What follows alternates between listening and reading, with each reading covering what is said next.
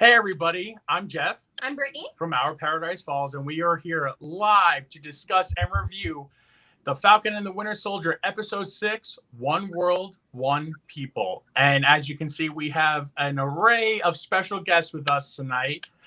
We have Two Broke Mice, we have Disableddisventures, we have Teaching Disney, and we have Disney Mom of Two. So all the channels say hi, everybody. Hi, everybody. Hi, everybody. So we'll start with Teaching Disney. Could you tell us a little bit about your channel and what you have coming up? So on my channel, I have some unboxings coming up. I was supposed to have a haul video for my Disney World haul that was supposed to come out, but it didn't come out today because I had a track meet. So it'll be coming out tomorrow. And then I have a few box swaps that are coming up, and I'm gonna be live on Chrissy's Corner channel on the 13th to do some makeup. Cool. Very cool. Very cool. All right, Two Broke Mice, you guys want to go ahead and get us started too? Sure. So what we have coming up, we still have some videos from whenever we went down to Disney in March. So we still have a couple more of those. We have a couple more room tours, and we're just going to be, I don't know what else. Still working in my head. Still working on that live schedule. We just got to sit down and do scheduling and stuff because it was our first time going down to Disney and doing some B-roll. So we got some ideas of different videos, so a whole bunch of new different stuff that we have planned going out. Awesome. Yeah.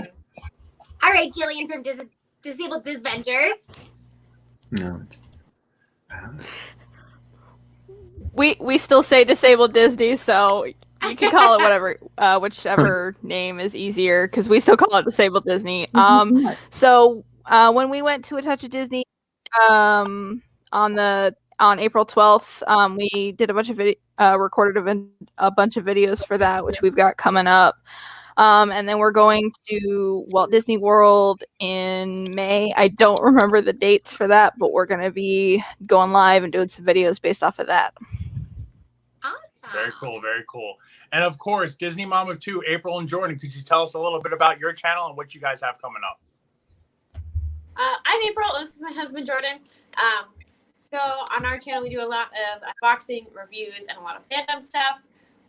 Tomorrow I'm going live on the Siskadeers channel to do a crafted something over there. I'm still not sure what I'm doing for sure. And then we have a Marvel Core Collector box coming out, and I still have to post a Bippity box unboxing. Yay! Awesome. What's that Marvel Collector Corps box that you're getting? It is a bi-monthly subscription box from Amazon. This you're gonna like. Not April's, but May's, because there's not an April. But in May's, it's Year of the Shield. I pre-ordered it. Did you? Okay. Oh yes. I just did the one I just opened is Deadpool themed. I saw the Captain America or Steve Rogers World War II, and I missed out on the Emerald City Comic-Con one like a few years back, and I saw that they were like reissuing one from like the comic version, not from the first Avenger version. I was like, yes, I need to get that. So I don't really care about the Nomad one, but I really wanted that comic book version. So yes, I did pre-order the new box. The Year of the Shield. Yes, I'm excited for that one.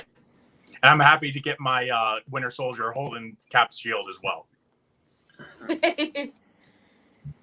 All right, you want to get things kicked off tonight? Let's get it rolling. Let's go. So, One World, One People notes. Okay, so in the beginning of the episode, everybody is locked down GRC in New York City. The lights are red. Nobody understands really what's going on. You want to take it away? So pretty much we get our big entrance from Sam, finally. So pretty much this whole season, we've been leading up or building up to the point of Sam finally accepting or handling that Captain America mantle.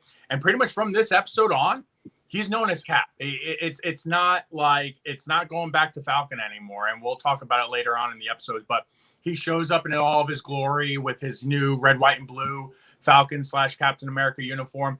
I loved it. The only thing I didn't really necessarily like about it is because it came from Wakanda. So I was just a little disappointed. I thought they were going to give him a suit, but where he would have to make like modifications or customizations to it. Maybe he did, but I don't know. Like, I love the suit. It's great. It looks exactly like they tore it off the page of the comic book, but I was just a little disappointed as far as like, I thought he would have put his own spin on it or his special touch on it. So Two Broke Mice, what did you feel about the intro of Falcon's, or I should say Cap's new suit?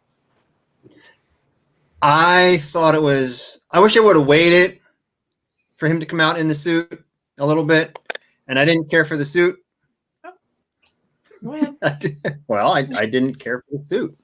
I know it came right out of the pages of the comic books, but I still didn't like it. I think they could have done something a little better. It was almost a carbon copy of the comic book. Yeah. They would have tweaked it, or maybe MCU made it a little different than exactly just tearing it from the pages of the comic book and just tweaked it a little bit. So, Morgan, what did you think of it? I loved it. I thought it was the best. The only thing I hated was like the cowl neck thing that had his ears popping out. I was like, what is that about? And his like random chin insert. I was like, okay, like, is he like the Crimson Chin from Fairly Odd Parents? Like, what is going on here? But other than those two things, I loved it. I loved how he can use his wings as a shield. I thought, and man, his butt. America's butt. America's booty 2.0. Yes, 2.0. I think Mindy We missed you on last week's episode with the training, the training scene. We were like, Brittany was like freaking gushing out of the mouth. I'm like, so was April. Just April was gushing. I'm like, I was over here with like a fan, like cooling her down. She was like sweating over here. I'm like, wow, geez, I was like holy moly, like. But April found her newfound love with Bucky. So I mean, man. We still didn't get that shirtless scene though with Bucky. I He was, know. like, teasing it. Like, where was it? yeah. You know? I'm still waiting on it. Oh my gosh, Bucky is. Whew, I love Bucky Oh, too. man. Jillian, what did you think of Falcon's, or I should say Cap's new uniform and intro? Okay, so I don't know if anyone else noticed this, but he has 2 stripes when Cap had 3. And according to Marvel, it was the 2 stripes were supposed to signify that Steve was no longer there as part of the family. And it was just him and Bucky at that point as part of the family instead of all 3, which I thought that was a cute nod, to, with Steve's no longer being there. I thought the rest of his suit looked really cool, but I thought they were trying to combine Steve's suit and his Falcon suit together, and the two of them together just didn't look well. I just like the white. I don't like the white. Like, why would you give the white character a white costume?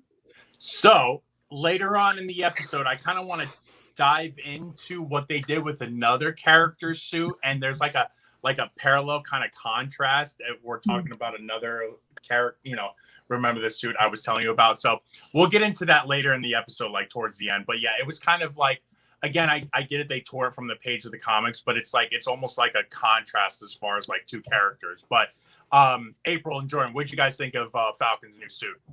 Or were you surprised? I agree pretty much completely with Morgan. I loved it, but we talked a few times during it, like, The ears. Yes, the The ears are ridiculous. Either make the suit come over to his forehead so it like looks like a whole helmet, or take it all the way from the neck down and just give him the goggles. One or the other. And I don't know. I'm not super familiar with the comics, so like I had to go look it up afterwards, and it is just like the comics. So for that, like I think it's cool because comic book accuracy I think is neat, even though I don't read them. But. Well, I can tell you, Marvel and DC do not follow the movies with the comics.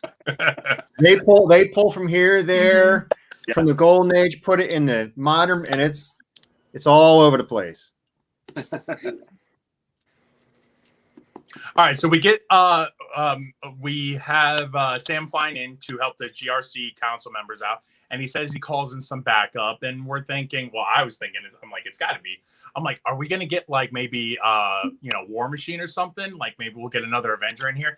No, it's Sharon, and she shows up you know, like I said in the last live stream, I'm like, I love how all these people are just like teleporting all over the place. But hold on, before you got dived into it, I just thought it was a nice throwback to Black Widow in Winter Soldier. She uses the same face camouflage tech where like she like hits a button on her neck and like rips it off, and it reveals to be Black Widow. So I like that they dive like into that. So go ahead. Not just that. Okay, so we've always talked about how these characters magically fly across the world, and she isn't pardoned into the United States, but somehow is able to get to New York City without being noticed. Her face thing. Yeah. That thing. The entire time she was wearing that? Yeah. Turn your brain off. Just turn your brain off a little bit. Anyways, continue. Movie magic. Movie magic, yeah. So Falcon, or I should say Sam finally flies in. I like that one Asian guy or maybe security had a nice callback to the first episode where he's talking to Sam and Sam's like, I'm Captain America. And he's like, isn't Captain America on the moon? Like it was a nice callback to the first episode. So that was funny. So we finally get to, this is the part of the episode, probably the whole episode. And it's a big main chunk of the episode. Did he say on the moon? What's that? Yeah. He said on the moon? I thought he said on the run. In the first episode, what's his name? Hernandez, right? Hernandez is talking. Torres is talking to Sam, and he's like asking Sam, saying, "Isn't Cap like on a secret base on the moon?" Yeah, I know that, but I thought the guy said on the run. No, on the moon. He's like, "Isn't Captain America on the moon?" Oh, I don't use subtitles. I should probably do that. So this is the part of the episode or that kind of like I felt like the Flag Smashers plan was a little like too long for my taste. Like they're putting some of the hostages in the two SWAT vans, then they have some of them in the helicopter. I'm just like, I get it, they gotta like overdrawn or like have this huge action scene, but like honestly, like it kind of felt like a riff off of The Dark Knight to me. I don't know if you got that vibe or not, but I can see it. Okay. So go ahead, Two Broke Mice. How did you feel about the whole kind of like hostage negotiation kind of thing that the Flag Smashers were doing? They weren't really negotiating. It was my way or the highway. Yeah. But yeah, I now that I think about it, like you said, yeah, it's Dark Knight. Where they got it right from Dark Knight. And then if Bucky wasn't doing his job, if he was doing it, they would have such a shorter episode because he was just on that phone the whole time while she's just taking off with the hostages. It was weird takes too, like Bucky was on the phone, but then he points out one of the Flag Smashers, and then like he doesn't go after them, but he's talking on the phone, and they allow him to go into these trucks. I was just like, what are we getting to here? I mean, obviously we know that some of these characters aren't going to live through this, but like it just felt very like convoluted, I guess. Like it was just kind of all over the place. April and Jordan, what did you guys think of that scene, or do you have a different take on it? I get why they made everyone evacuate the building, and I don't want to give too much away yet, but Sharon had a part in evacuating the building. Because it was full of smoke, so they had to get everybody out. But Jordan commented too. He's like, "Why is everyone leaving? Where are they going?" So it was kind of all over the place. But I don't know. I didn't hate it, but it wasn't like, yeah, this is the best thing ever. Right. Yeah. Morgan, go ahead. So I think you guys might be being a little too critical about it, because this is what would actually happen if there was like a major UN meeting. They would have some of them go and do ground transportation and some of them do air transportation. And I don't think they realized they were being kidnapped. They thought, okay, like these people are here to protect us. They're going to help us. And then once they were in the van or on the plane, then they were like, oh, wait. Something's not right. Yeah. Well, no, not. I wish maybe they would have shown like the pilot or like the drivers of the cars putting on the Flag Smasher masks. No. Well, the drivers of the car didn't. The drivers of the car were just like, they were there to protect them. But when they were driving, they blocked the roadway. I get the barricade part, but like, but there's a specific scene where even Bucky's talking to Sharon. He's like, "That's one of the Flag Smashers over there," and they point the camera to the guard that Sharon eventually kills. And I'm like, why aren't you going after that guy like now? Why are you allowing him to escort those people out of the building, knowing Well, I that? think the other part is she can't be seen. She can't be seen because then she'd be arrested on the spot. And those are like the people that basically kicked her out of the country, so they would know who she is right away. So she's like trying to sneak around to eventually get to him. I don't really understand what Bucky was like. I didn't like. I do agree. I think it was a little like dragged out, but I think it was also meant to showcase Falcon's new suit and like all the different things he has. Like he still has Red Wing. He has these new wings. They kind of absorb they kind of absorb energy like the other Wakandan suits do, because a whole helicopter got thrown at him. Right. And I like that they tied in what he did in the very beginning, where he took the guys straight out of the helicopter in the first episode, and he kind of did it again. So I like that, but I don't know. I thought it was a good fight scene. Jillian, did you have anything to add to that?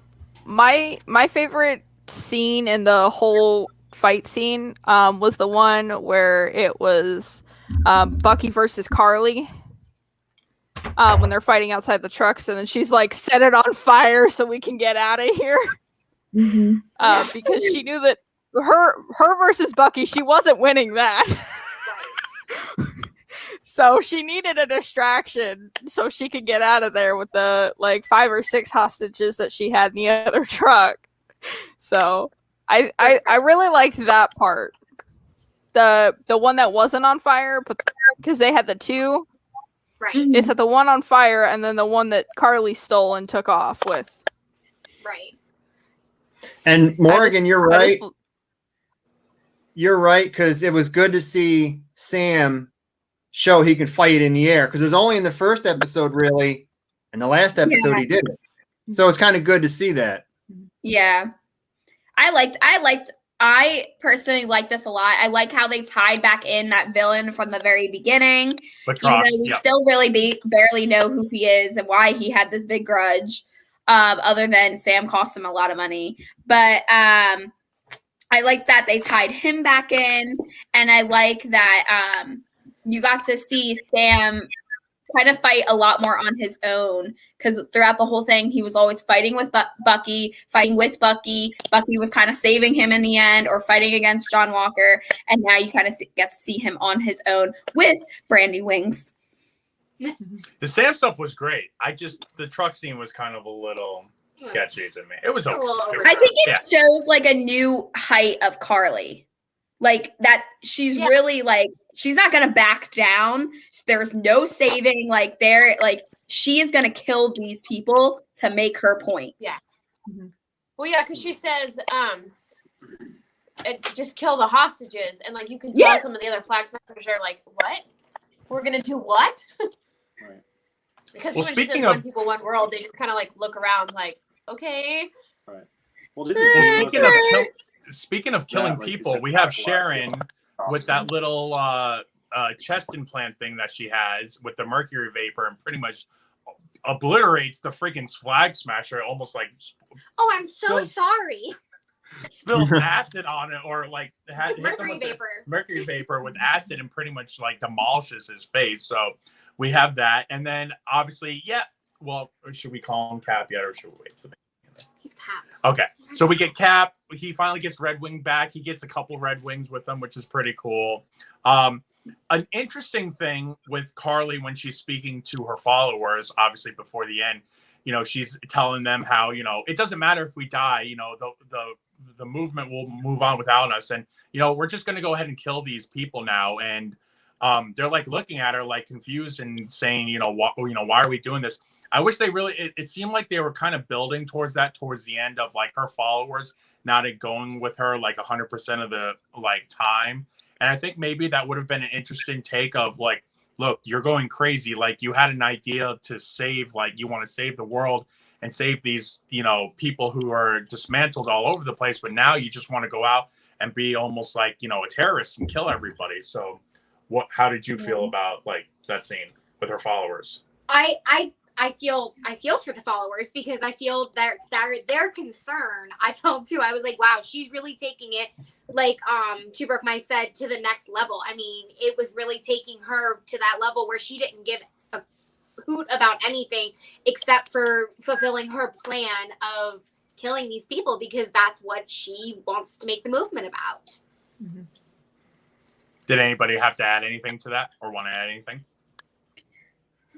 I just think that it just shows that, like, even though Sam thought that there was a redeeming quality in her, I think it shows that that quality is slowly slipping away. And I agree. I really wish they took that route instead, like, of her followers turning against her and being like, no, we're not following you anymore, rather than, okay, we're still going to go along with you. And I think it was more they were trying to show of how I'm going to say brainwashed because I really do think they're brainwashed, of how brainwashed she made them. And she's like, this is my way or the highway, and you do it or you don't, like, you're not with us anymore. So yeah, she talks about like the movement. It's bigger than them. I wish they would have shown that, because if it really is bigger than them, they didn't really, like, they talk about all these radicalized people and this and that, but they don't really show it in the show. I wish they would have spent like 5-10 more minutes of, you know, showing this movement being built, besides the 2 mentions of the app and then Carly and her small group of followers. They make it sound like it's this huge thing and there's this huge following and it's going to live forever, but they don't really show it. Yeah, especially when she says that line, like, you know, they'll move on without us, and I'm like, well, who? Like the couple of people in the park? Who? The 4 people you have left, because everyone else is dead. Like, I don't know who else is left. I mean, do we really think that they're going to take this, you know, this movement and bring it into one of the movies? Like, I mean, it's just kind of like, you know, I think people are going to forget about this, you know? Yeah. Or there's going to be like a new global threat, like, you know, moving forward. But Two Broke Mice, what did you guys think of that scene with Carly? Good. About the like her followers not like wanting to go along with her plan of just killing everybody. Right. They didn't sign on for that. No. They just wanted to change the world, but they didn't want to. They didn't want to harm people like that, because they were like, "Oh, I thought we were just going to I can't say the word. What's the word? Negotiate it. Yeah. So yeah, that they were kind of stunned. Yeah. Stunned. That's a good word. I like that one. Yep. Oh, John Walker. No, oh, Jillian. Oh, no. Jillian. Oh, I'm sorry, Jillian. That was my fault. Yeah, I missed one. I'm sorry. Jillian, did you have anything to add? My favorite part of that scene was towards the end of that conversation when she's like, one world, and they're all staring at her like, I don't think I want to keep going with this anymore. Yeah. This one, Like, girl. you want to kill people, and that's not. And then they eventually are like, one people. Yeah. Probably because they're were too afraid that scared they were to being stop. next. Yeah, but they're Right. super soldiers They too, were, like they her. were So too it's not, scared. they don't really have anything to fear from her. It's not like she's some like ultra assassin. Okay, you but know, like, well, they look pretty fearful. I'm just saying. Yeah, that one woman, she was Yeah. like scared to death to like go against her. Right.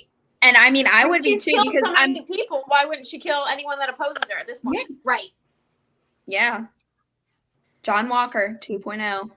There you go. and you started talking about my man John Walker. I No. did. Will you If quit there's calling anybody your who's going man? to talk about John Walker, it's me. That's my Captain America. That's my U.S. agent. That's your U.S. agent. Excuse you. That's the So we- Wish version of Captain America. Best Walmart line from Cares last now. week. That's my Carl Fredrickson Captain America right there. That's mine. So we finally get John, who shows up miraculously. Everybody's teleporting in this episode, and he returns, and he's got his homemade shield, and we're like, he's gonna do great with it, and he chucks it over to Carly, and she just like hits it, and it goes flying off to the side. I'm just like, this ain't gonna end well. I was talking about in the last episode. I'm like, somebody's gonna punch that, it's gonna indent, and it does. It doesn't indent to the effect of how Red Skull indented that one shield, but they do put a slight dent in it. And he's there. Slight. That thing. You know, It's he's pretty trying to. crumbly. I guess he's trying to go after Carly and you know, obviously try to take her life. And but we start to see John with a conscience. Yeah. Brittany, Yeah. you want to elaborate more on this? This man, this part really irritated me. Like, Oh, it was the seriously. worst part. We're watching, and I look at him. I said, "So now they're going to give him a conscience? Now, after he killed somebody in public in front of the world, and now they're going to try and give this man a conscience?" Like, I was almost like, I'm done watching the episode because I was so annoyed. So before we let you guys have the floor, so for me, I really like the downfall of John. You know, he really starts out as trying to do the noble thing, and he slowly decreases and decreases by each episode, and you really see him like snap and turn. And once finally he has the death of Lamar, like it, you know, like he's completely gone at that point, and there's no redeeming him. And I'm thought, okay, this is who they're going to maybe drag over as the new big bad for like maybe a new movie or a new show. But then at the end, now they're going to try to make him a good guy. Like I was just very confused, and I'm like, you can't really, you know, I guess you could try to redeem his character, but not like kind of like to harp on what Brittany was saying, but now you're going to give him like, now he's going to maybe question it and try to do the right thing. So, April, I know John Walker is one of your favorite heroes. So did you want to, you know, comment, or what did you feel about that whole, now they're going to redeem your hero? So I don't hate it as much as Brittany did. I like, because they showed him thinking about it for a minute. They showed him like, oh my God, I could go after her or I could save these people. Mm-hmm. I liked. It was a conscious effort. It was a conscious effort. Yes, the conscious effort. I don't think that he wanted to let Carly go. I think he wanted to smash her face in with his crumply shield. But I like that he made the right choice. Because I think he intended to start... can you go help her? Uh-oh. Yeah, one of the children did want something. I think he intended out, like when this all started, to be a good person. So there's still that little bit of good in him, and I think he made the right choice. Two Broke Bites, did you have anything to add to that? Yes. So in that last episode part, he was fighting with himself. He kept on thinking, and I noticed that he put his medals of honor inside of his shield. So whenever he would hold it up, he can see his medals. So he's been like turmoil, like, should I do good or should I go with all of his like anxiousness, his just rage. But yeah, because he kept on keeping taps on, no, I got to do the right thing. I got to do what's good. So that's what I noticed on that part. Jillian, what'd you think of it?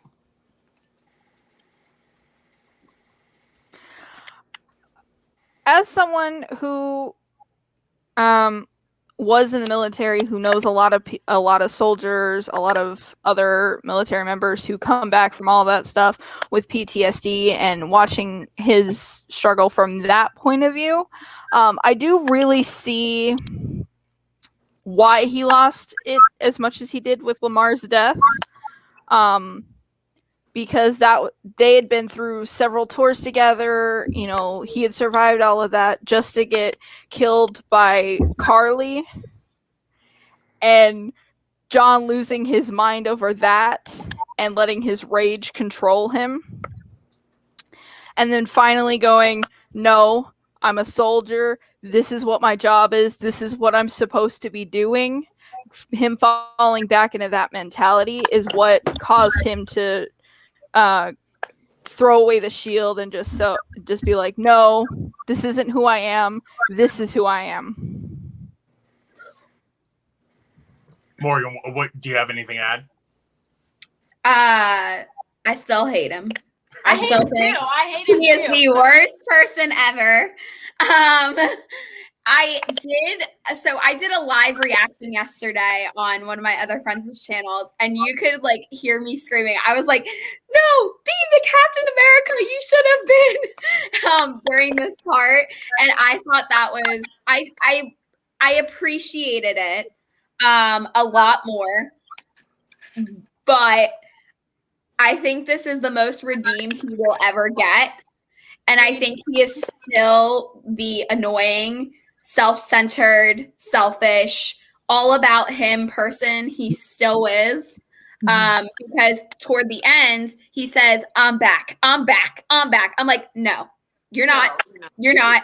You're still the same person. You're still going to make the same horrible decisions. So that's how I feel. Go. All right. So before we continue on with the episode, because we're at pretty much like a midway point right here. So April from Disney Mom of Two made a special edition tumbler for our live stream tonight. So April, do you have that tumbler nearby? Yes, I'll go get it. It was the dog. Didn't you know that? Was that a You get long the haired? dog. Was that a long haired dash hound? miniature dachshund. Oh, So go ahead, April. You have the floor. Okay, so it is a 20-ounce skinny tumbler. It will come with a lid and a straw. It is Bucky's arm. Looks amazing. Yeah, it was nice. There we go. Gives me all the Bucky vibes. Just give me that new lounge fly. There's a new lounge fly? Yes. Oh my god. Yeah, there's a Falcon one too, I think. Well, they, Well, that's old But- school now. Whoever There's does also- this can there's live also- out their rocket dreams and have that arm. there's also a Captain Rex Loungefly coming out tomorrow, and I showed it to her, and she was like, "I'm like, yeah, you." I'm like, if I wore Loungeflies, I would be rocking that Captain Rex. I'm gonna have to. Captain Rex. What do you mean? Happy Huh? birthday to me. Like Captain Rex from Toy Story? from Clone Wars. Captain Rex. I All don't right, know. It's Morgan, what you gotta the get off the Bucky line. Yes, lounge it's fly that looks one. like. Be on It's here that no more. All right. one. All right, Morgan, you gotta go. You got to go. I only have like Star Wars for like 2 years. Okay. So when we do our Bad Batch review, are we gonna have you come on and review it with us? Absolutely. All I right. have So no idea what I'm talking about. right now we. Oh, go. Oh, I was going to ask you a question. Are we Go. adding them into the because they're- no, we're just Okay. doing people in chat. Okay. People in chat. Okay, I was just We should have talked about this before. We really should have.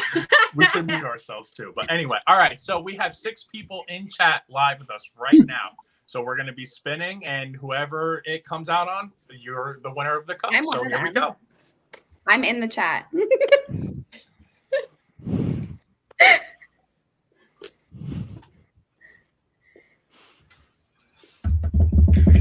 Kaylee Hopkins.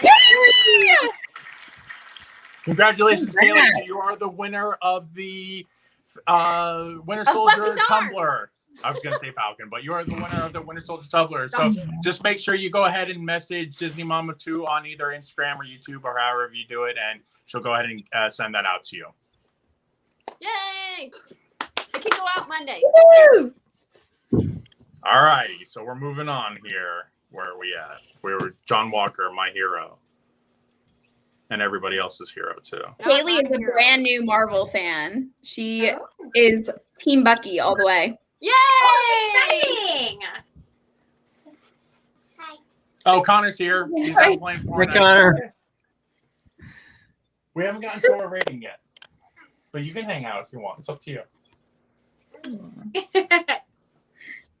All right, so we're getting to the really juicy parts now of the episode. So one thing leads to another. We get all of our characters down in this like mysterious tunnel, and we finally get Carly and Sharon in the same room together. And Brittany, take it away. Sharon Carter's power broker. Did we all call that or what? I mean, come on. Well, she says she's the power broker, but there could be somebody else. No, she's the power broker. She's Don't like say that about my girl. though. She's the power broker. She's the power Did she broker. really say it though? She I don't think she didn't. is. I really don't didn't. think she's. The truck calls her the power broker, but she never really comes out and well, Carly says, how much power does the power broker really have?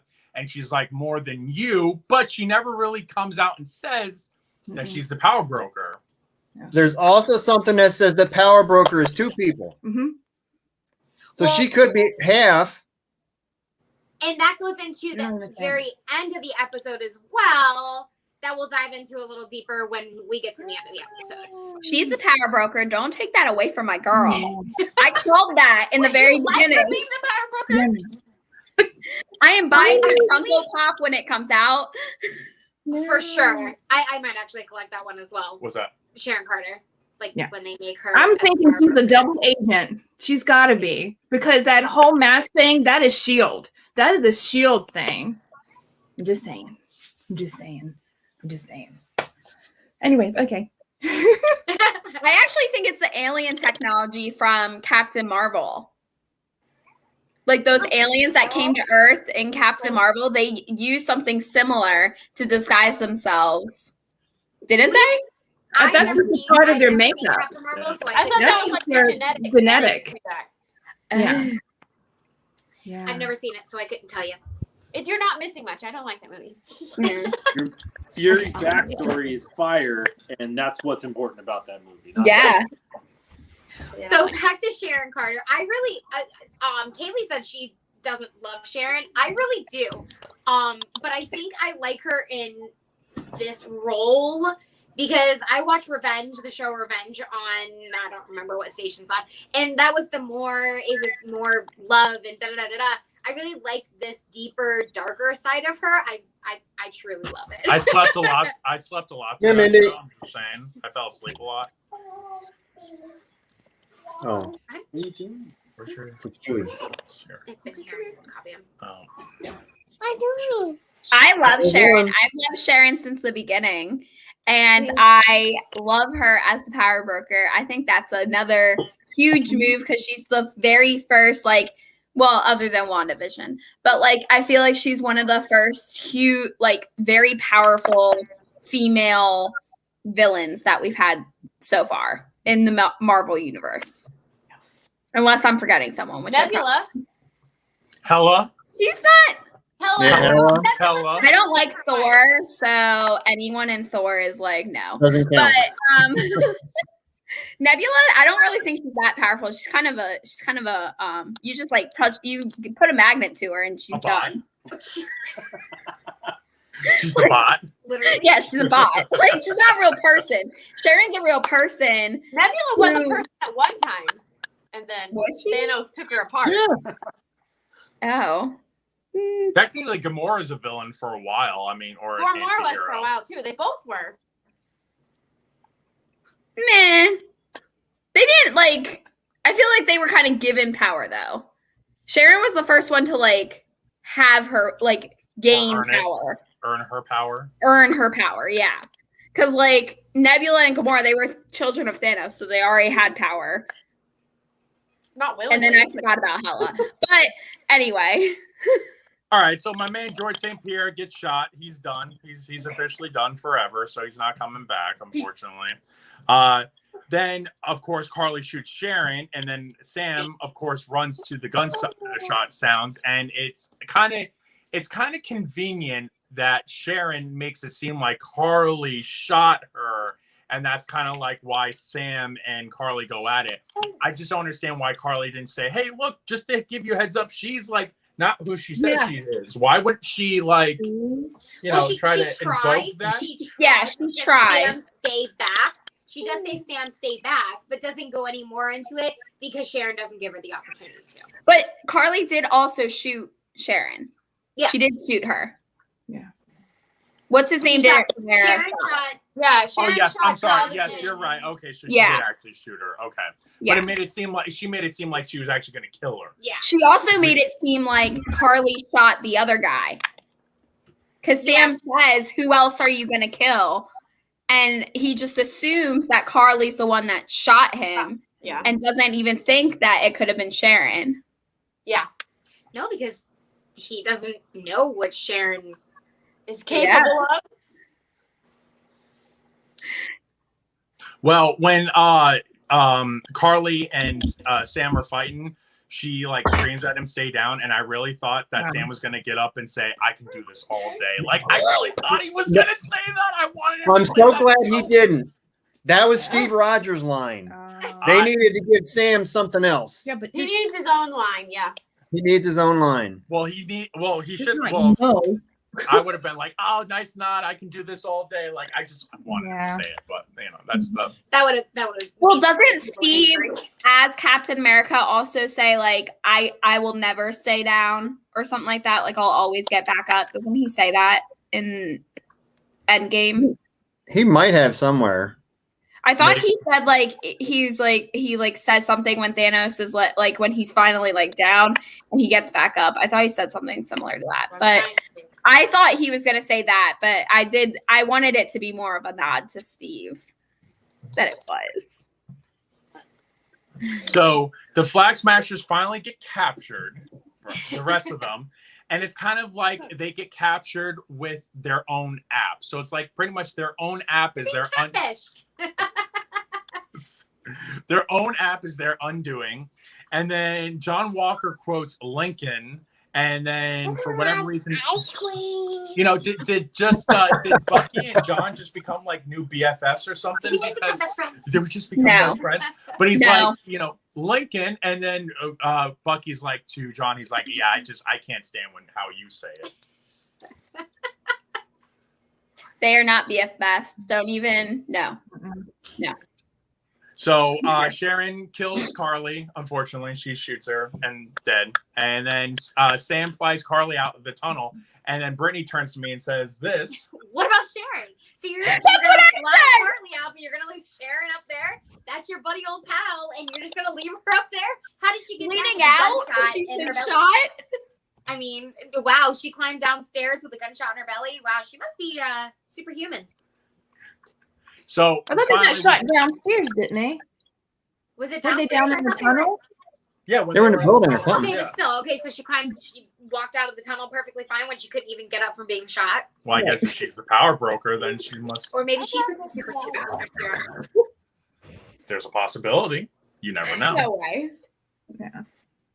So we do get actually a nice callback from Steve to Sam, where after I watched this episode, for whatever reason, I had to go back and watch Winter Soldier and Civil War, and we always knew of Steve being like this on the spot, can give these great, amazing speeches. So, Jillian, we'll start with you. What did you think of Sam's speech towards the GRC? The whole yeah, I know exactly what I'm facing, but I'm still gonna get up every day and fight it because this is my fight speech. Pretty much, yeah. What he was talking about with the GRC about rebordering people and kind of like pulling a Steve Rogers out of his hat. When I saw that, the only thing I could picture was Steve standing next to him going. Literally all I saw during that was him going, "Yep, I side with him on this." And it was like he was trying to embody Steve in that moment with the whole, "What are you doing? What is wrong with you? There's a reason these people are coming at you." It's kind of funny though, because it's kind of like a role reversal, because in all the other movies where Steve would give this great big speech, Sam would just be like, "Oh yeah, I just do what he does, but I'm just a little slower." But it's funny now how kind of like the roles reverse. So Morgan, what did you think of Sam's speech? I cried during it. Like the tears were flowing down my face, especially when they showed Isaiah. Like I was just like, oh my, like, growing up in like Atlantic City and like teaching kids of color, like I feel like what he was saying was very real. And they've had these kind of themes that we're dealing with in society throughout. And I thought this was a big one that they just hit the nail on the head with. They were like, you know what? Like, it's a good thing you know what it's like, because, and you need to keep thinking about that. And if the people that you're making changes for aren't in the room when those changes are being made, then you shouldn't be making the decisions at all without hearing them first. And that really relates to a lot of things that are happening in my life right now. But so I loved it. I thought it was like a great moment, and I thought that was really Sam stepping into the role of Captain America. Like, no, they didn't appoint me as Captain America. I am Captain America. Like, no one needs to tell me who I am because I know who I am. I know we were talking about how, we were waiting on, Steve to give him the nod. Be like, whoa, we haven't gotten to that yet. No, the speech. Oh. I'm going to Okay, we haven't gotten to that yet. No, I was going to say, like, I know we were waiting on, like, Steve to be like, I side with him, I agree with what he's saying. But it was nice to see Bucky in the background and nodding and smiling when he was giving that speech. But even my man John Walker was also smiling. No. I don't agree. He was not paying any sort of attention. Whoa. So this is my big thing yesterday too. When I was talking to other people, they said like, oh, he was realizing he wasn't Captain America. No, in that moment, I believe he was like, okay, this is why I'm not Captain America. Like I don't feel the same struggles that he feels, and I will never ever feel the same struggles that he feels. And that was him like kind of realizing I can't be Captain America, so I have to be something else. It wasn't him accepting anything or feeling remorse in any way for anything he's done, I don't believe. It was just him realizing, okay, what's my next move going to be? April and Jordan, what'd you guys think of Sam's speech? Yeah, I'll try. You'll try. I think what's important about Sam as Cap and him being, somewhat of a self-appointed Captain America, right? Because that's who he is. It's who he identifies with, is that he needs to be, or how should I put it? Him being from the background that he is makes him the better voice for the people than anybody that the government could ever appoint to be Cap. That's what I thought was strong. And then him having a very clear moral obligation to the people who were going to be affected and not being immediately on the side of the senator or anybody. It was only for the moral obligation of right and wrong in that instance. And I thought that was really cool for him to immediately take that side. Yeah. And I think only he could be that based on, just who he is. Yeah. I think going back just a little bit, in the fight with him and Carly, him saying, I'm not going to fight you. I'm not going to fight you. I'm not going to fight you. Just goes to really drive home his moral compass. He really does believe that Carly, at one point at least, had the right idea. She was just going about it wrong. And with Sam's speech, he just reiterates that, and it really does have a lot of themes and tie-ins to the real world, like Morgan was saying. A lot of stuff that's going on right now with, racism in America, and even some of the other stuff going on in the world. I really think that it was. Immigration's a big one they touch on too with the GRC and the relocation of people. Yes, I thought it was a great speech, and I honestly think a lot of our leaders should listen to him.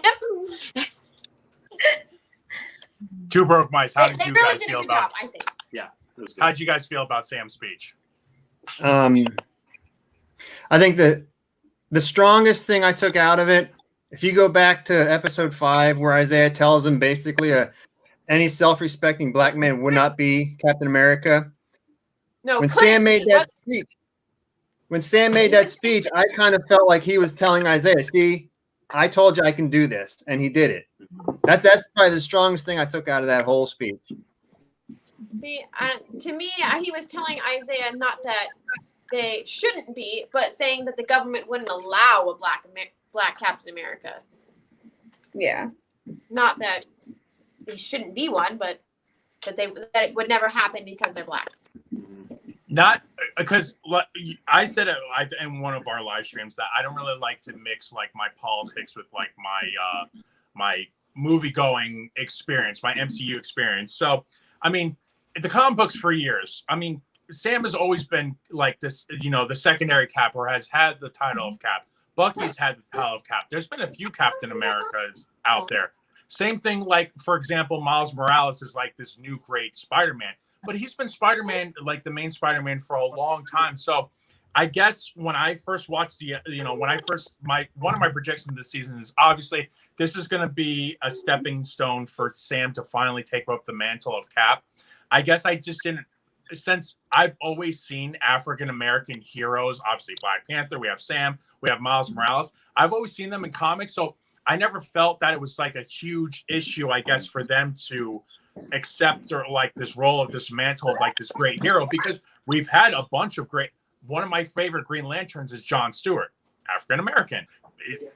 We've always had that mantle of having, or I've always experienced liking these African American characters. That's why, like, I kind of felt like a little forced with it. But I mean, I understand with our society and the way we're changing as a people, but I've always interpreted of having Black superheroes and not, I could accept Sam as Falcon, or I mean as Cap, is with no issue. I mean, even if we have an Asian, or what if one day we have a woman Captain America?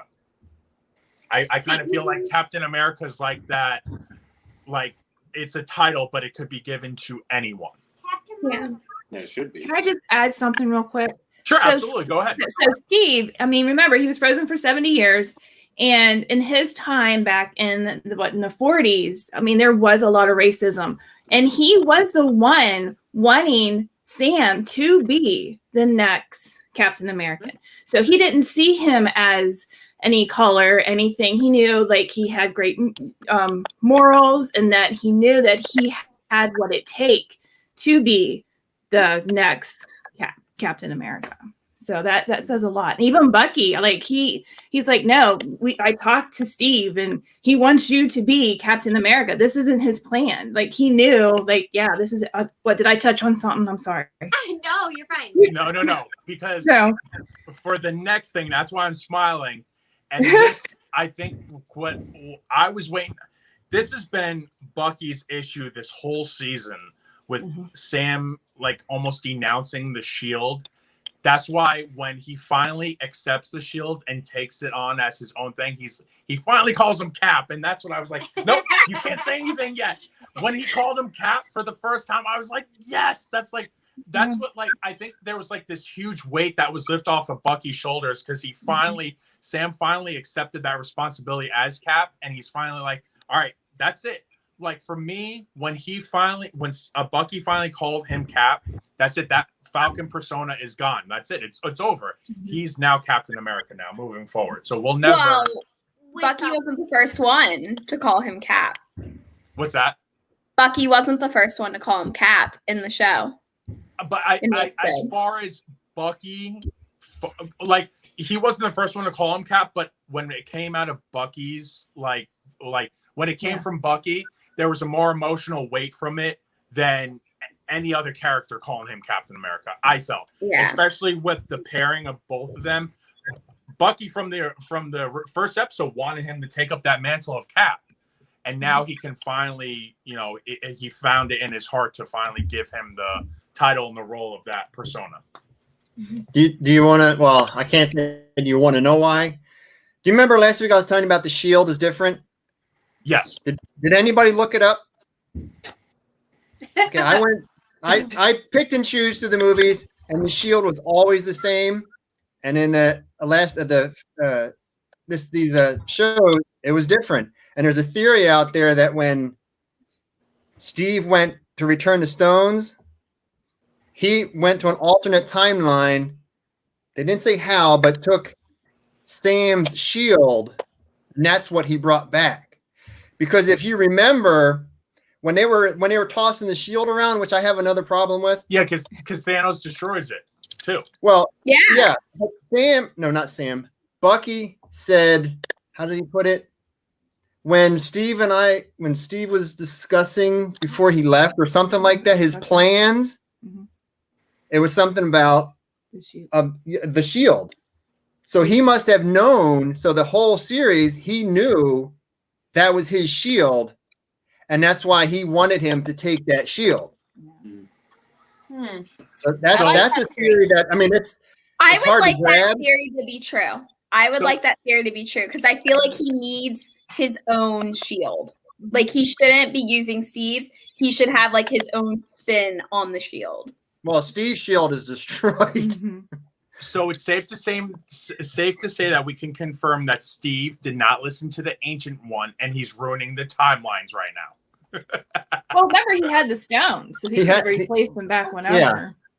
But he's also, if that's true, he's taking things from different realities that or different timelines that shouldn't belong there. So, I mean, when you mess with time tends to mess back, and I think we're going to get a lot more of that in the Loki season. Yeah, they're talking about that.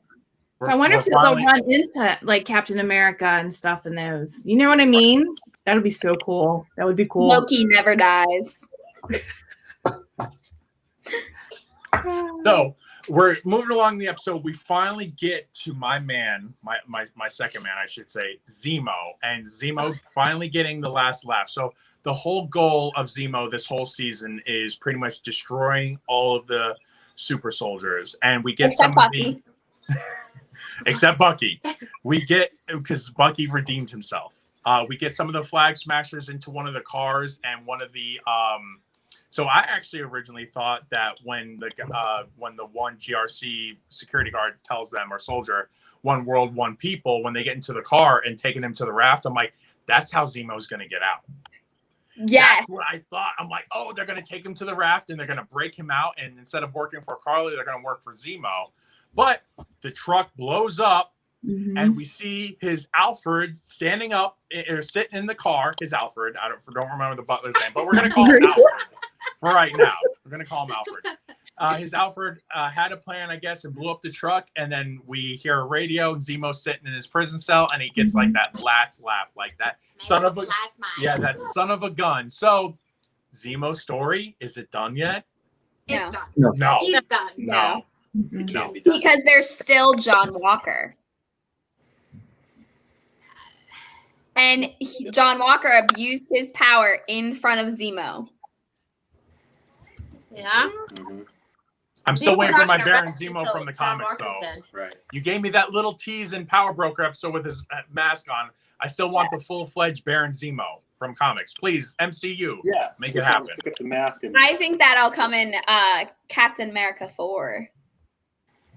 I see it happening. Yeah. They just can't. They can't kill him though. No killing him. You can't kill him. You can't kill Zemo.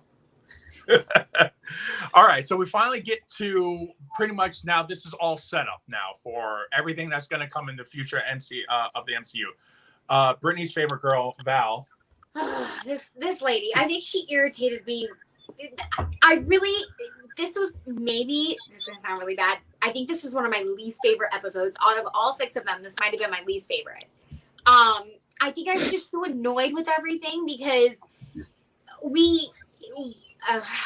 this woman with the blue hair, her skunk hair, she teases that she was the one that got rid of the rest of the flag smashers. Like, she's trying to take credit for it when it wasn't her. But again, if they're setting up Thunderbolts, so Val finally reveals U.S. agent. So he's not Cap anymore. She's like, we don't need a Captain America. We need a U.S. agent. So John is going to take up, hopefully, his persona that it is from the comics. And I mean, his suit straight out, like they ripped Sam's suit right from the comics. They ripped John's U.S. agent suit right from the comics. It looks just like it. And she's like, maybe I had something to do with the Flag Smashers and Zemo. Maybe I didn't. But that's why I don't think Zemo's story is done yet, because they could introduce him into the Thunderbolts, which is, like I said, the anti-Avengers. They're the Suicide Squad of the MCU. So it's a possibility. But back to the contrast of Sam has a white, red, white, and blue, but white is more personified on his costume. Now, John, who is a white man, black is personified on his suit. So did anybody kind of feel the contrast of that, of Sam donning this white suit, but John now donning this black costume? Yeah, that was intentional. That was 100% intentional. What'd you think of that? I just don't like. I didn't like this episode. I really didn't. We're not there yet. I know, but he annoys me too. He can stay in the closet. Two Broke Mice, how'd you feel about U.S. agent being introduced into this series or this First appearance, baby. First appearance.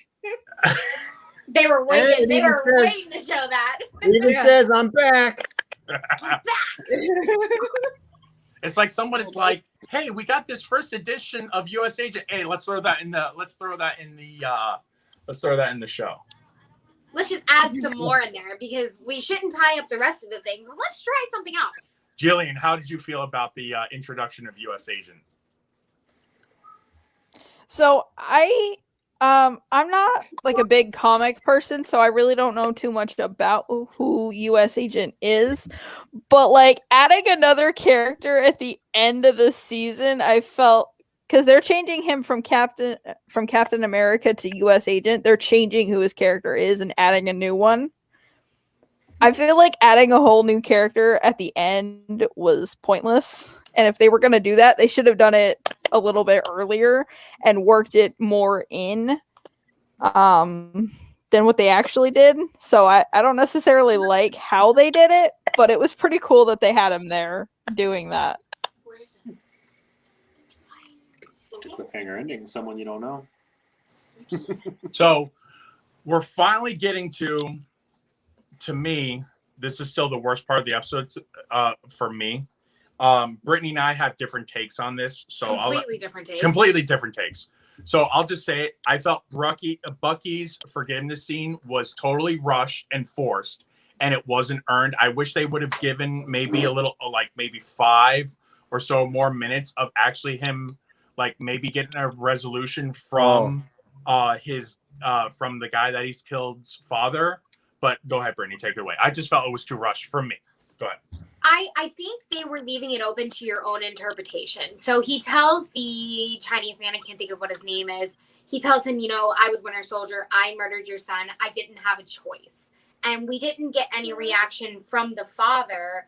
I think because they wanted to keep it between the two of them. They wanted it to kind of be their thing and leave it to our own interpretation of how that went between the two of them. Because all you see is the door shut. He walks away. But then you see him pass by him having a drink at the bar with the waitress that I thought really was going to evolve into something between Bucky and her. But and he just smiles and walks away. I appreciated that because I think it, like I said, it left it up to our own interpretation. I liked it. Jeff? April and Jordan, how'd you feel about it? I mean, it needed to happen, but I didn't care to see it, if that makes sense. Like, he needed to make amends to, feel better and, move on with his life. But for me as a viewer, I didn't necessarily need to see them hug it out and cry.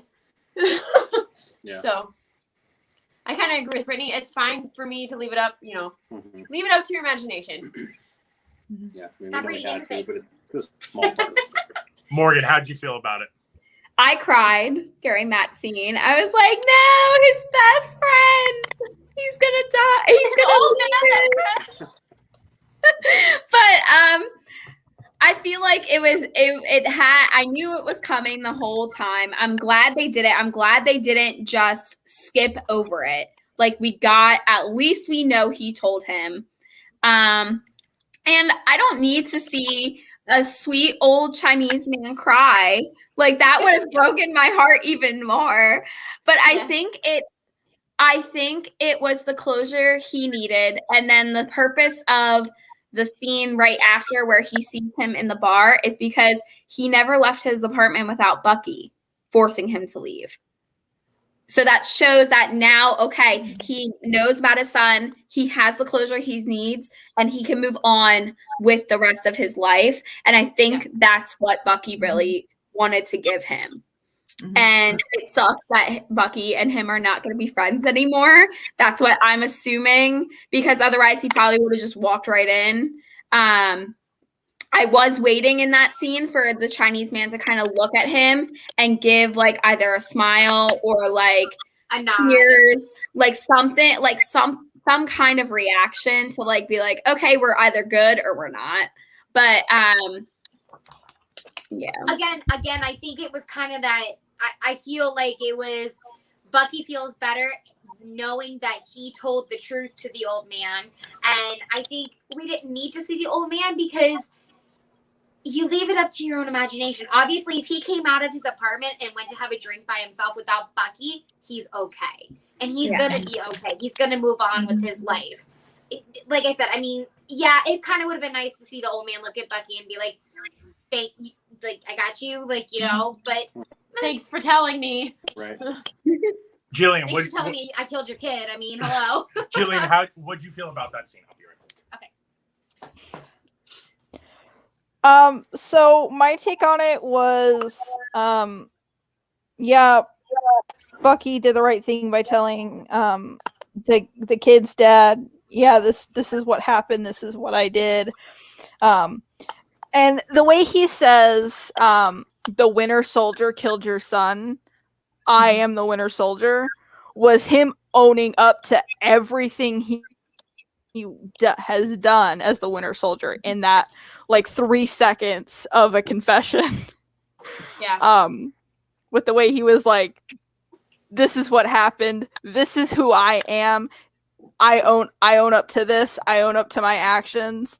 And then I don't know if anybody else had any sort of feelings towards this, but him giving the book to his therapist. Yes. That part, I was like, he finished the book. I'm so happy for him. He fully made amends to everyone that he hurt as the Winter Soldier, and I was like, amen. That part made me really cry though. That part was when the book was in his therapist's office and she pulled out the book and like started like kind of going through it. I was like, that was my tears moment. My tears moment hasn't come yet. Yeah. Two Broke Mice, how did you feel about Bucky's redemption scene? Well, I know with the Notebook, I think that was like the toughest one, was doing that one. And I think after he did that one, I think that was the last one in the Notebook. I mean, yeah, a lot of them weren't crossed off, but I think after he did that, he, like with how you said before, you know, he realized, okay, I'm done. I owned up to it. That's why I gave it to his therapist, because he is done. Like, he finished it. That was like the hardest thing for him to do, was to even tell him that he killed his, because I think they had a really close relationship, because, you know, he didn't have any father or parents. They're all dead. And I think he really latched on to him. So, yeah. So, I didn't really care for this storyline throughout the whole season, but this scene was impactful for me. So Sam finally goes back to Isaiah, and you know, they're having their conversation about the first Black Captain America, which is great. But then we finally get the scene of Sam taking Isaiah to Cap's museum, and we finally see the modeled bust of Isaiah with a stone, pretty much listing all the great deeds that Isaiah did for this country. And as far as like the storyline, like I didn't really care for it, but this scene though, being like the big World War II history buff that I am, I absolutely love this scene. And now Isaiah's pretty much great deeds that he did for this country will always be, it will never be forgotten about, especially next to another super soldier like Cap. So I love this scene. I thought it was the best, and it kind of makes, you know, Isaiah was very bitter throughout this whole season, and now it's kind of like showing like idolizing his greatness of the good deeds that he did for this country. So, Jillian, how did you feel about that scene? So, again, with the whole knowing people in the military who deal with this kind of stuff, it was a moment of showing his achievements as Mhm.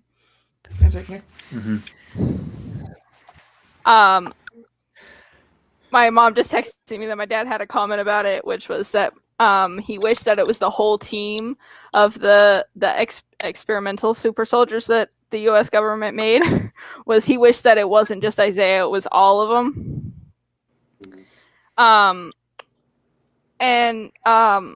Honestly, I really love the nod that they had to when they were kind of walking through Cap's, and then they walked into Isaiah's, and Sam was just kind of like, your deeds will forever live on. So I really liked that scene. That scene was really cool and a really great ending to Isaiah's story in the season. So April and Jordan, how did you guys feel about that scene with Isaiah? This was my cry scene. I was really sweet. Sam went through the trouble to get it put in the Smithsonian with right along with Steve's. You know, to me, it shows that Isaiah is, you know, equal to Steve. You know, he is a super soldier. He deserves to be recognized. He deserves the credit. You know, that for the stuff that he did, for saving the rest of the people and whatever else he did, because we don't know everything. And he makes Sam makes a comment that we helped build this country, and to me, that goes back to a lot of the racism theme. I'm sure a lot of people feel that all their work that they put in doesn't get recognized, especially African Americans. And Sam, you know, has really relied on Isaiah's story to help push him forward. So, I don't know. It was very touching. Anything you want to say? Thank you. Sorry.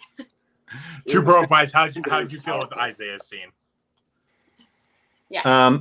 I will admit, as a grown man, I got choked up. But I'm with you. I didn't care for that storyline the whole show, but yes, that scene was very powerful. I thought it was very, very powerful.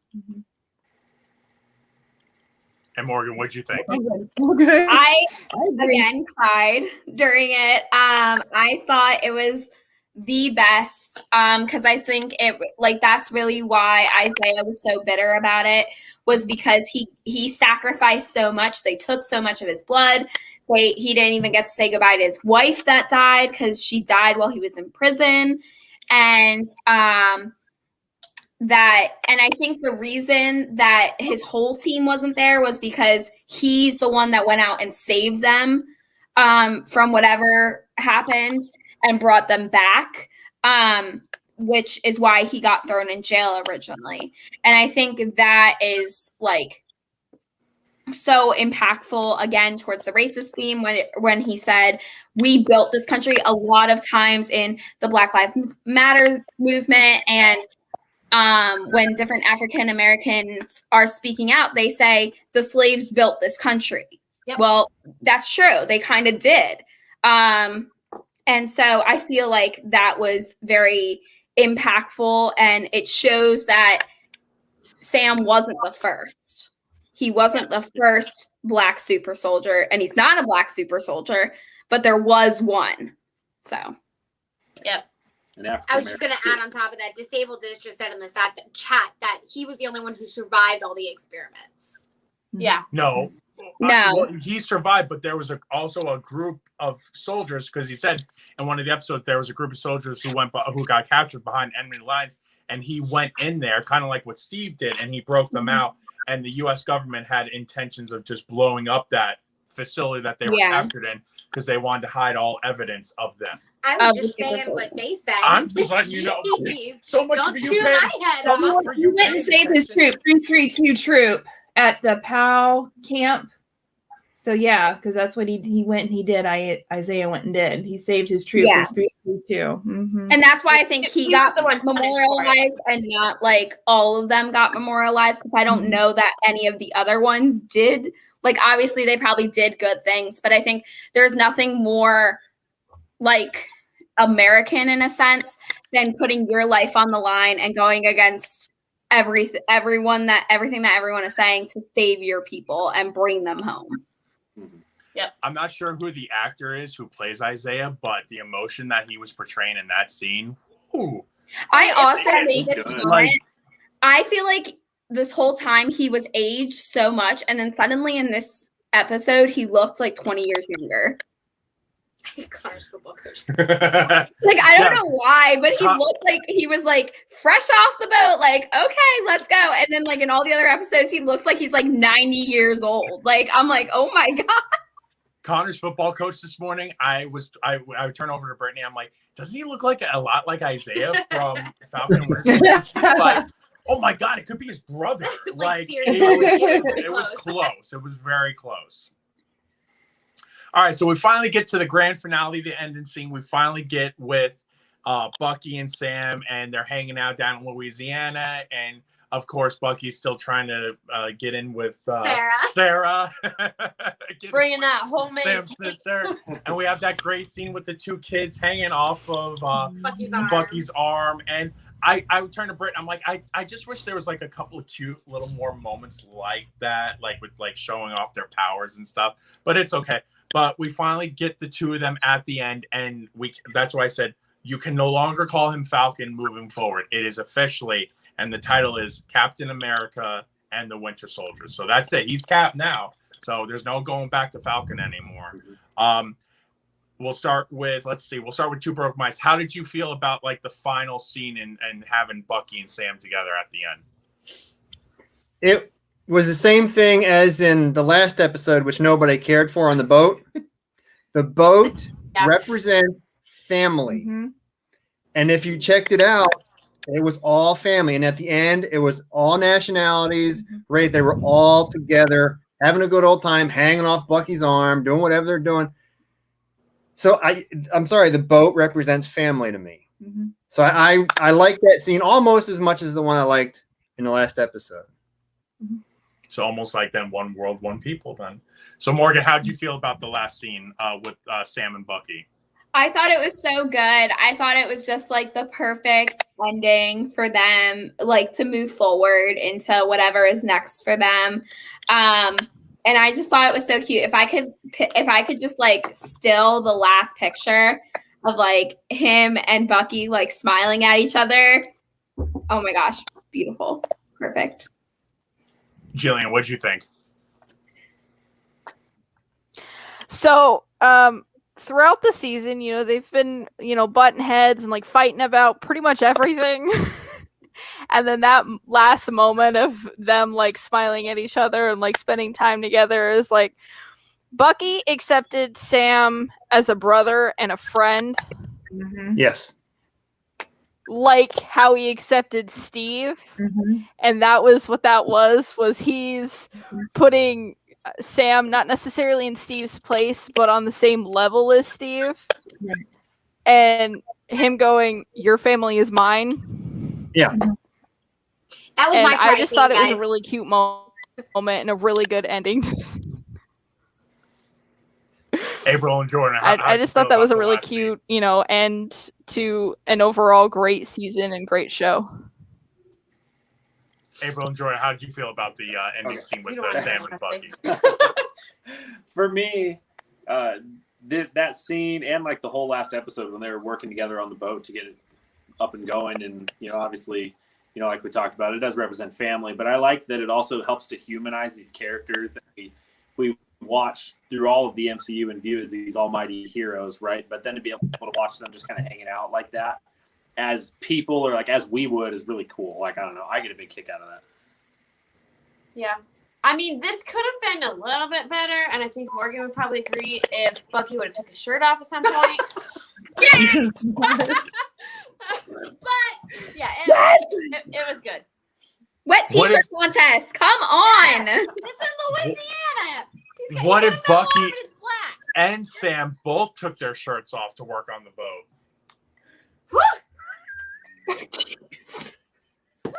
No, I just like Sam in tight pants. I told him, I was like, you're not going to like what I have to say, so go ahead and go first.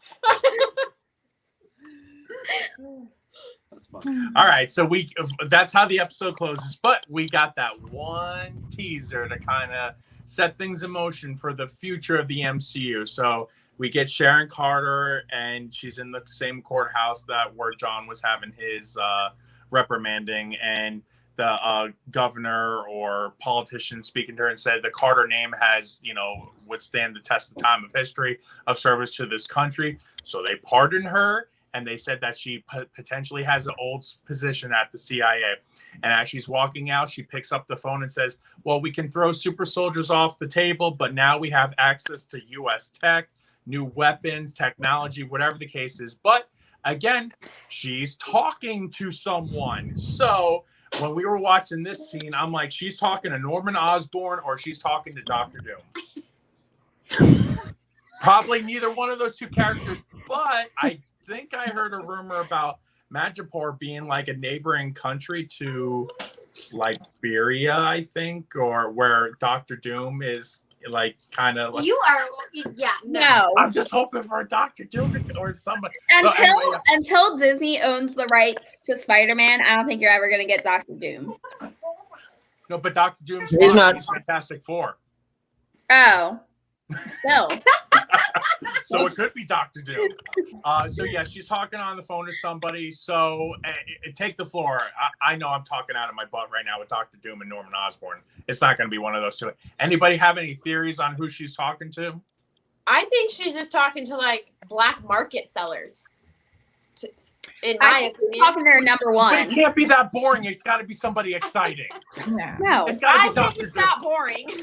I think the big shock factor there is that, oh my gosh, she's a double agent. She really is the power broker. If there was any question still in your head, get it out, because this is solidified. She's the power broker.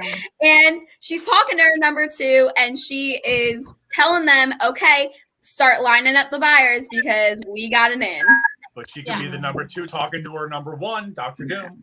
No. I think a whole lot could be answered if this came out before Black Widow. No. Black Widow. Black Widow was supposed to come out before this show.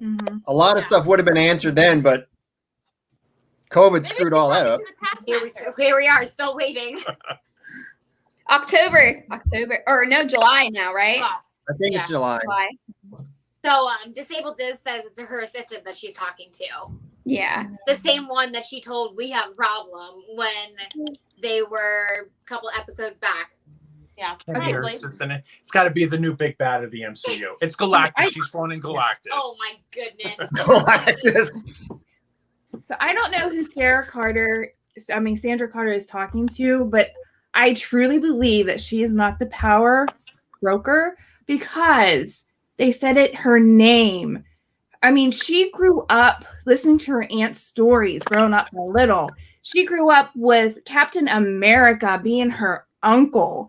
So, I mean, she knows so much that I think she's probably like a triple agent or a double agent because like how you said, how does she get to New York without being seen?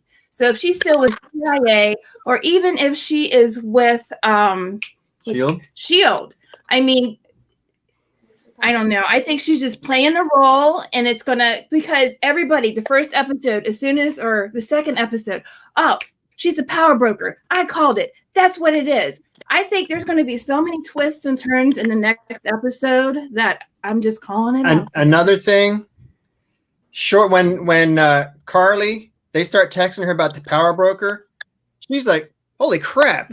She's afraid. But in the last episodes, it's like, oh, hi, how you doing? It's like she didn't. Blew her off. Yeah, they were like, come back. Like either they used to fight together, like an all-woman power combo or something. And she's like, you need to come back. And she's like, no, I got to do my own thing. But I mean, because she is a very strong character that's going to tie everything together. But this is just my call. But I get it. It's like everybody's like, I just want to be different, I guess. I don't know. But yeah, but that's just my intake of it. I don't know. But see, that's exactly why I think she would go under the name Power Broker and not her own name. Because she doesn't want to soil her aunt's name. So, but when she got kicked out, that was a really like, they don't care about me. They don't care about my family legacy. They don't care. They just rip me out of the United States and won't let me back in. And so she, I think, would go under a different name to not ruin her aunt's name, but still to be someone else. That's what I think. Well, and That's what it's just like her act of rebellion, you know? Yeah. She's got this big legacy to live up to. Maybe if she feels in herself she can't live up to it, so I might as well do the opposite. She also kissed Steve knowing he was her uncle. That's weird. Incest. I don't want to talk about how. Even whenever she would go work for the bad guy, they know that her last name carries a lot. So they're probably thinking, well, she can even go back and get what she needs. Like she's like the ultimate undercover agent. So we'll see. We shall see. I don't think she would work for anyone after she got kicked out. I think she, whatever she's doing, she's the boss. And I like it. It's a girl power. She's the boss. Yes. Everybody got pardoned, but she didn't get pardoned for just stealing the shield and Falcon's wings, but everybody else got pardoned. That's kind of, why didn't she get pardoned too? Exactly. She was her own money in Italy or wherever she was. I mean, I wouldn't have gone back. Like, personally, I would have stayed over there. Listen, if Chris Evans was my uncle, I would kiss him too. I'm just saying. I've been talking about Ooh. That was too much, with Brittany. Jon Snow being the White Wolf in Game of Thrones, and you said this isn't Game of Thrones. Hey, with the incest, no Game of Thrones in here. Okay, that's for another discussion for another time. But isn't it crazy though that Sharon Carter, because Steve chose her aunt over her, she's pretty much become now this double or triple agent because he chose her aunt over her. It's all for revenge. No pun intended. It's for revenge. That's a good theory. That's a good theory. That is a good theory. You chose my aunt over me. Oh, watch out what I'm going to do to the government now. And he didn't. And before he left, he kind of just left her hanging, like out in limbo. Yep. Yeah. That's. I don't know. I think that's interesting about Sharon, just from that one note that she said about, just lining up buyers. We kind of got whatever we want. Is that like she might have an agenda, but it's not one-sided. I think she'll do kind of whatever it takes to sell to whoever it takes, and as long as she gets that power, she doesn't care. Because she's the power broker. She wants the power. Yeah. She wants Exactly. We'll see.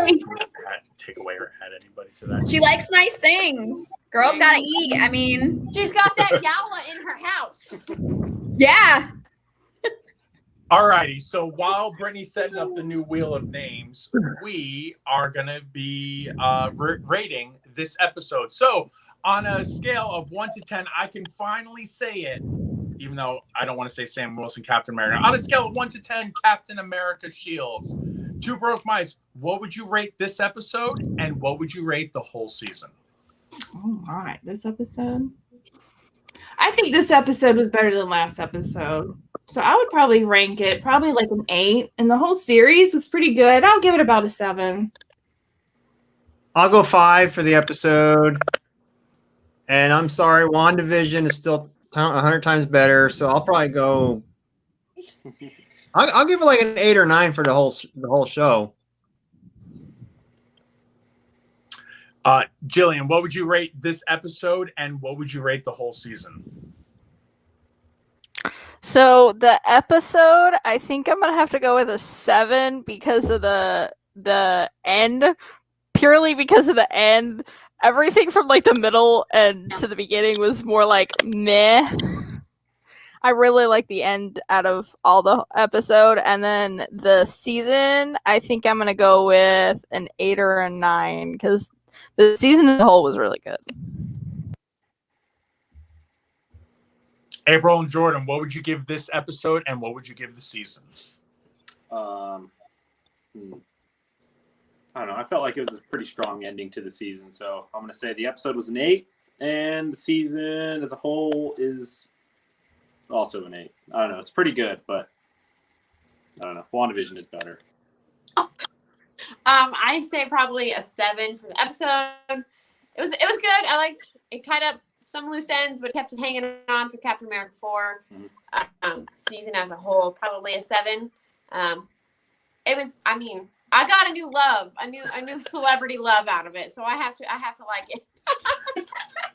Well, you didn't get your shirtless scene, so I mean. No, but I Now, have if you- been rewatching. Maybe in the movie. But he is shirtless in Winter Soldier. So Yeah, but he's not ripped how he is now, like he is in Winter No. Soldier. I mean, he's ripped now, like that's yeah, okay. straight ripped. I kind of decided I like murderous Bucky better than White Wolf Bucky. I like White Wolf. I'm a There's fan. something about his hair. I don't know. I mean, Jordan, I think she's trying to tell you something. I think you got No, he used to have nasty I long used to hair have and it doesn't hair. look good. Morgan, how would you rate this episode and the whole season? I do. I would rate this episode probably like a 7 or 8. I just feel like it was missing something, and I don't know what that something is, but I feel like it was definitely missing something. And I would probably rate the series as a whole a 7 or 8 too, because again, I don't know what it's missing, but it's definitely missing something. I feel like some of the episodes were like very dragging and very I was kind of like, I didn't see the full. I like to know the full picture. I like to know where we're going. I think that's my type A personality. And when I don't know where we're going, it just bothers me. And I don't know how Because my this mom said, "Guess I need to rewatch Winter Soldier." I was Yes. showing her the hair. and I don't know how this sets up. I don't know how this sets up the rest of the future for the MCU, other than Captain America 4.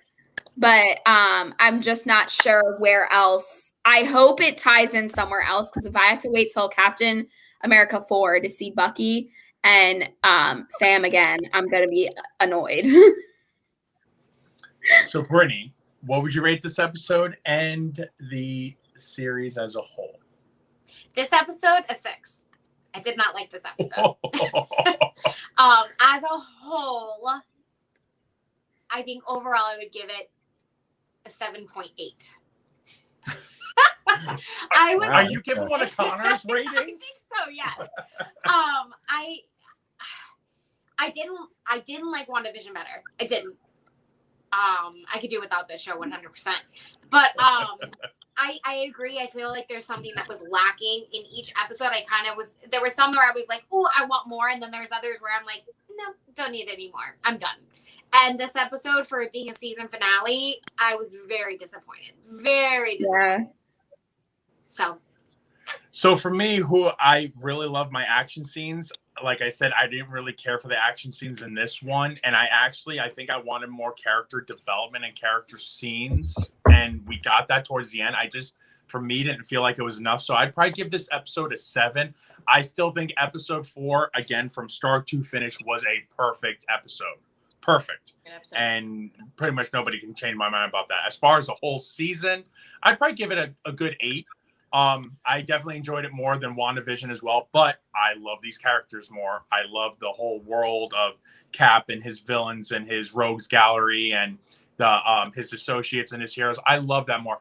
Again, WandaVision was a good show, but those first 3 episodes, I slept through them. And I'm sorry. You know, I know it really, they tied it all up in the 4th one, but you got to grab my attention early. And that first episode, I was like, I didn't even want to watch the 2nd episode, but that's just me. I don't really care for the whole TV drama stuff, but again, it was good. I enjoyed this more, but I'm really looking forward to Loki, and hopefully, because even though this does set up, obviously Sharon and whatever she's going to do in the future as the power broker, or if there's another power broker, and obviously Cap now is going to move, Sam's going to move forward with the Captain America persona. It doesn't really lead us into what's going to happen. I mean, we have the Val scene with U.S. Agent and everything, so maybe that might tie into something, but we still don't know what's going to happen as far as the phase 5 of the MCU. I'm really hoping Loki changes that. I really hope that show will change my perception of what they're going to do with phase 5. Disabled Diz. Jeez, why can't I never say your channel's name, Jillian? Just say Disabled Disney. We know who you're talking about. They We said even it do it. like it was a prequel. to what?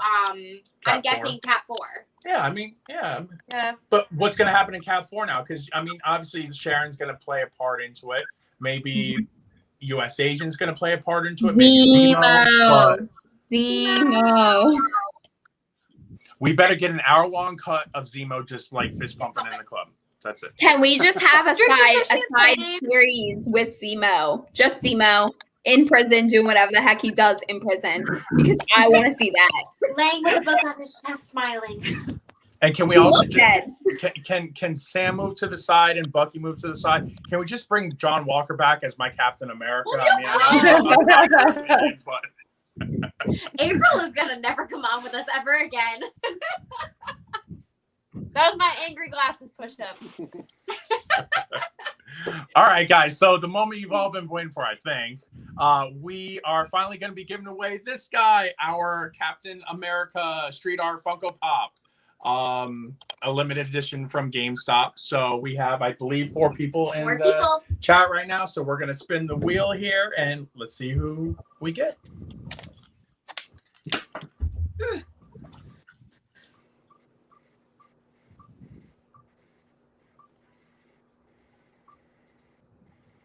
Do, do, do, do. Michelle. It didn't stop yet. Oh, it stopped. Don't jinx her. It's Michelle. Michelle is the winner. Oh, yay! Michelle, if you And he go got ahead- 2 birthdays. So Oh, we're nice. record. Perfect. So if you can go ahead and just DM us, on Instagram or YouTube, or our email is our paradisefalls2013@gmail. Just DM us, on there, and we'll go ahead and ship this out to you. So congratulations. And thank you for joining our live chat. Yes, and thank you so much for joining us for the past 6 weeks. It's definitely been an interesting experience. I hope you guys had fun with us. All the links to these amazing channels are going to be in the description below. So please, if you guys haven't checked them out or subscribed to them already, what are you waiting for? Click on that link below. Go check out these amazing content creators and definitely subscribe and ring that notification bell. So I hope you guys had fun. Other channels, thank you for joining us for these past crazy 6 weeks. So and if you guys have anything else to say, go ahead. The floor is yours. Can I ask a question? Sure. About last week's episode, the one problem I had with it. Okay. Okay, what's your wife's favorite scene? You have Bucky and Sam throwing the shield against the tree and they're catching it, right? Right. Then you have Sam training, throwing the shield, bouncing off a tree, and he can't catch it. Why? He caught it how many times? So, but before he was catching it. So no the training whatsoever. montage. Right. So the training montage was actually him throwing it harder, faster, intentionally pushing himself to where he could live up to Steve. So he was trying to push himself to be on Steve's level to where he could pick it up from Steve. So what that was basically them playing catch and then him trying to go from playing catch with his best friend to playing Major League Baseball in like 2 weeks was what that was. Okay, I can go with that answer. I can go with that. Okay. I like that answer too. I can't say anything else more to that. That's perfect. That's really good. But how do they catch it? If you pay attention when they catch it, they just catch it and the straps go right over their arm. Yes. Well, in Age of Ultron, I never Practice understood. makes perfect. In Age of Ultron, they kind of stray away from this. I guess Tony made like this, like kind of like magnetic thing that it like retracted to Steve's arm. And then in the other movies I saw, they went back to the strapping where Steve just throws it and like it like just slides magically on. Again, kind of have to turn your brain off for certain things. And just, hey, he's gonna magically catch it. But in Age of Ultron, it actually makes sense because it's actually like retracts to his arm. I don't know. But okay, I just thought it was. I just like okay, and then it's spinning back to him, so it's like that thing's spinning, and they just right through them straps every time. He should have just taken the super soldier serum, and then whatever he would have done with it, I would have agreed with it 100%. I would have been like, There's their built-in excuse. He took the super soldier serum, so he can do whatever he wants now. Gotta have that built-in excuse. Okay. But Well, thank you so I don't much, think everybody. Sam would have taken the super soldier serum. Oh no. No, he wouldn't. I don't think he would have done that. Mm-mm. He Demo wouldn't have done that. He would have been like, nah, I ain't doing that. So is Bucky his- even is actually his asked suit him, would vibranium? you have taken it? And he's like, no. Is his suit vibranium? I think I'm so. assuming so. That's a good question because honestly, it doesn't look vibranium. Right. I mean, Right. at It least looks the leather. cowl doesn't. The wings are definitely vibranium. The Well, yeah, jetpack they is. stick in the ground like that for Yeah. sure. I mean, but the suit itself, it didn't look like we were talking about in the last episode. Is it going to be like nanotech, like Right. Black Panther suit, or like Yeah. Tony's Mark 59 or 60s armor? But yeah, good. I don't know. I think it's similar to Black Panther suit because I mean he got hit with a whole helicopter and didn't Agreed. move. But you Like- would think it would be tighter. It looks like he's wearing like I don't know. They look too baggy on him. It was the shoulder pads. The shoulder pads.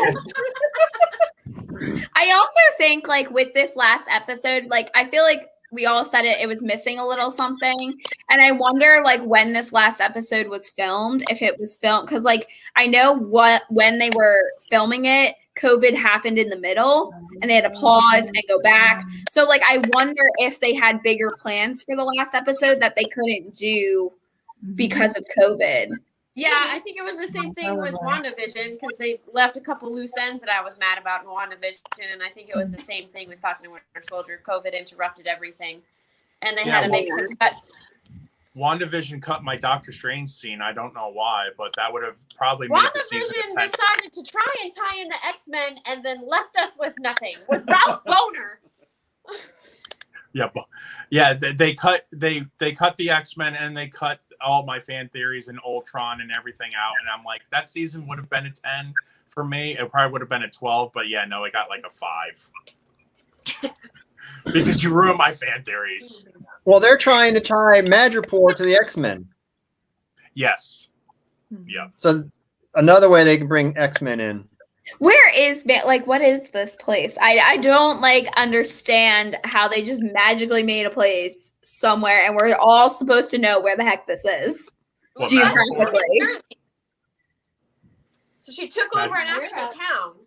No, Mantipore. Oh, I don't know where that is. I thought we were talking about WandaVision. I know where Westview is. I'm from New Jersey. Okay, I was like, what do you mean you don't know what Westview is? All I know is I want to go to Madripoor and try one of those snake drinks. Yeah. Yeah, no, I'm good. That's it. We're all taking a trip to Madripoor. Snake shots on the house, on me. If you find it, you're more than welcome to go. It's going to be a new drink at Disney. You watch. Oh, No, Yeah, there you go. on Avengers Campus in Disneyland. Hey, you never know. It happened. See, the issue with that though is with Disneyland, Disneyland specifically in Anaheim doesn't really sell alcohol. There's not a whole lot of places California in Adventure does, and Adventure Right. Campus is on California Adventure side. right, but there's still not even a whole lot of places in California Adventure that sell alcohol because of Walt's belief with alcohol and the fact that it's supposed to be a family-friendly park. Well, I think You Disney know, is no hate on Epcot or Walt Disney World with with that and all of that. Or I'm Olga's just Cantina. saying that again, I'm just saying there's not a whole lot of places in Disneyland and California Adventure that sell alcohol because that's where Walt's that's Walt's baby right there. See, I didn't know so that that's was, just I didn't I know don't that was think- Walt with alcohol, but it's kind of Yeah, I odd don't know. though. So Walt was like that with alcohol, but yet they make a cantina specifically catered towards. I mean, yeah, you can get non-alcoholic drinks in there, but who goes in the cantina and drinks non-alcoholic besides this one here? I wouldn't know. But not just that, but they made Epcot the World Showcase. I mean, But you people go to the Drink World around you the go world. to the World Pretty Showcase to ballsy. go It's around okay. and see the different countries. to drink at the different But countries. drinking around the world, that became like a fan kind of thing, like an annual pass holder thing. It was never like Disney never promoted, come drink around the world. It was kind of like a lot of people, Food like and Disney wine? fans created that. Pretty sure food and wine festivals come drink and eat around the world. But it's just little wine samplers. It's not No, like, that's hey, just come food and drink a drink. gallon of it's still There's alcohol. some big drinks in Disneyland. I mean, I've never been to Disneyland, so I can't say, but I also know that Disneyland was Walt's biggest fail, and he said it. So, I mean, I don't know. Maybe if they Disney World. give alcohol, maybe they'll increase their sales. And maybe if they let people from outside California go, they'd increase sales. Yeah, true. I'm not gonna That's talk my about plug. that. He's still It beating makes it me back. That's really mad. the whole non-California residence thing is only because of COVID. Right, Right. right. But Yeah. coming from someone who lives 45 minutes away from the border of California, I don't think I have different germs than they do.